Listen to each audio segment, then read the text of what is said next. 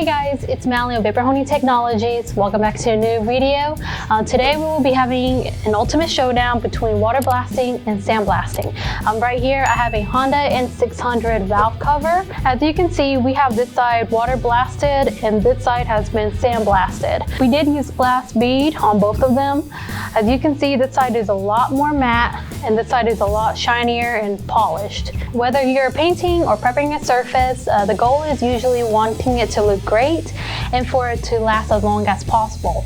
The quality of your project will be dependent upon surface preparation as well. That is why surface preparation is crucial. You need to make sure that when you're doing surface preparation, it needs to be clean. Not to mention, the pores of your surface needs to be opened to be ready to absorb the paint or treatment you are applying. There will be another video going into more details about water blasting. Make sure you guys stay tuned.